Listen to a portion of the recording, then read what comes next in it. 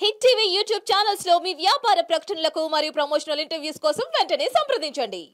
2 రోజుల క్రితము ఆలగడ్డ పట్టణంలో శ్రీదేవి అనే ఒక మహిళ పైన దాడి చేసి ఆమెను చంపడము నిజంగానే చాలా బాధాకరంగా ఉంది. ఆమె పైన, ఆమె భర్త పైన, భాస్కర్ రెడ్డి గారి పైన, ఇద్దరి పైన కూడా అటాక్ చేసినారు. శ్రీదేవి గారికి తలపైన చాలా పెద్ద దెబ్బ తగలడంతో స్పాట్లోనే చనిపోవడం జరిగింది. నిజంగానే ఈ గడిచిన కొన్ని నెలల క్రితం నుంచి మరి ఆలగడ్డలో జరుగుతున్న ఎన్నికల్లో నాకు సపోర్ట్ చేయడమే కాకుండా వాళ్ళ హస్బెండ్కి అంటే భాస్కర్ రెడ్డి గారికి ఆయన డయాలసిస్ పేషెంట్ అయినా కూడా ఆయనని జాగ్రత్తగా చూసుకుంటూ సమయం దొరికిన ప్రతిసారి కూడా నాతో పాటు మరి ప్రచారంకి తిరిగి నేను లేనప్పుడు కూడా మరి సొంతంగా తనకు పరిచయం ఉన్న వాళ్ళు, తన బంధువులు అందరి దగ్గరికి కూడా వెళ్ళి తప్పకుండా ఈసారి తెలుగుదేశం పార్టీ అధికారంలోకి రావాలి, రౌడీజం గూండాయిజం అనేది రాష్ట్రంలో లేకుండా ఉండాలి అంటే మళ్ళీ చంద్రబాబు నాయుడు గారి పరిపాలన రావాలి, స్థానికంగా నేను గెలవాలనే ఒక ఆలోచనతో కూడా మరి ఎంతో కష్టపడి నా కోసం తిరగడం జరిగింది. మరి ఈరోజు ఆమెని చంపేసిన వ్యక్తులు ఆల్రెడీ ఎఫ్ఐఆర్ పోలీస్ డిపార్ట్మెంట్ వాళ్ళు ఎఫ్ఐఆర్ కట్టడం జరిగింది. దాదాపుగా 11 మంది కేసులో ఉన్నారని చెప్పడం జరిగింది. తప్పకుండా న్యాయం జరుగుతుంది అని నేను కూడా వాళ్ళకి హామీ ఇవ్వడం జరిగింది.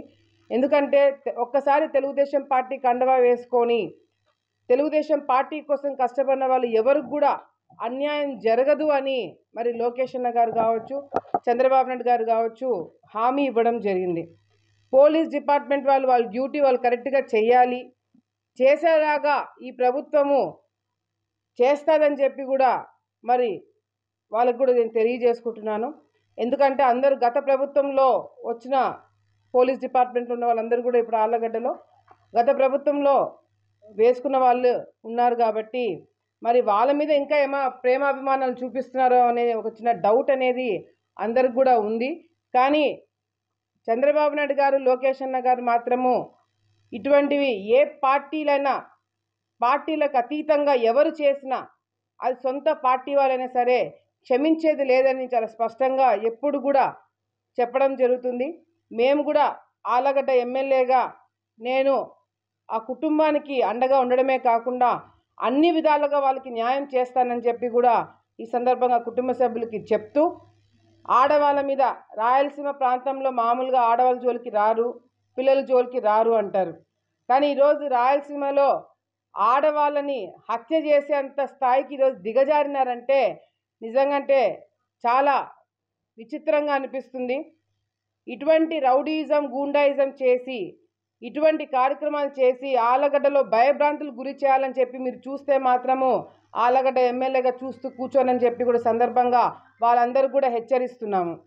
మరి అంతేకాకుండా గతంలో కూడా నంద్యాల ప్రాంతం నుంచి రౌడీలని గూండాలను తీసుకొచ్చి కిరాయిలు ఇచ్చి వాళ్ళని మరి ఈరోజు ఆలగడ్డ ప్రాంతంలో కూడా వాళ్ళని తిప్పి భయభ్రాంతికి గురి చేయాలని చెప్పి చూస్తున్నారు. ఎటువంటి పరిస్థితులలో అవి జరగనివ్వము. పోలీస్ డిపార్ట్మెంట్తో మీటింగ్ పెట్టుకోవడం జరుగుతుంది. ఎవరైనా ఎటువంటి కార్యక్రమాలు చేసేవాళ్ళు బయట తిరిగితే మాత్రము పోలీస్ డిపార్ట్మెంట్ పైన చాలా తీవ్రంగా మేము కూడా యాక్షన్ తీసుకోవాల్సి వస్తుందని చెప్పి సందర్భంగా మరి ఎస్పీ గారికి, డిఎస్పీకి, మిగతా ఎస్ఏలకి, సిఐలకు కూడా మేము తెలియజేసుకుంటున్నాము.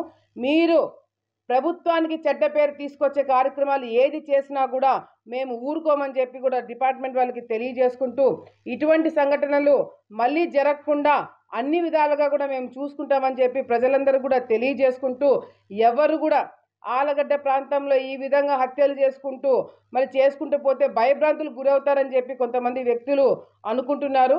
ఇక్కడ భయపడే వాళ్ళు ఎవరు లేరు. ఆలగడ్డని ప్రశాంతంగా పెట్టే బాధ్యత నాదని చెప్పి కూడా సందర్భంగా తెలియజేసుకుంటూ, పోలీస్ డిపార్ట్మెంట్ వాళ్ళు సరిగ్గా పనిచేయకపోతే మాత్రము వాళ్ళ మీద కూడా యాక్షన్ తీసుకోవడం జరుగుతుందని చెప్పి ఈ సందర్భంగా ప్రజలందరూ కూడా తెలియజేసుకుంటున్నాము.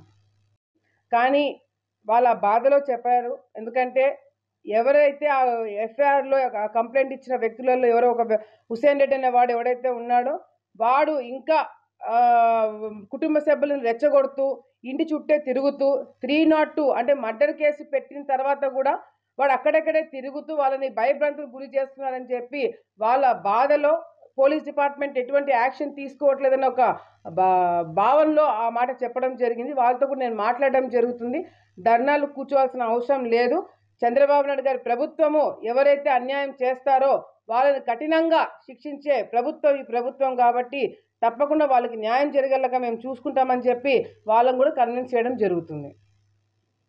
హిట్ టీవీ యాప్ ని డౌన్లోడ్ చేసుకోండి. ఇందులో short news, live news, entertainment movies అన్ని అవైలబుల్ గా ఉన్నాయి. Please download hit TV app. Hit TV app ని ఫ్రీగా డౌన్లోడ్ చేసుకోండి.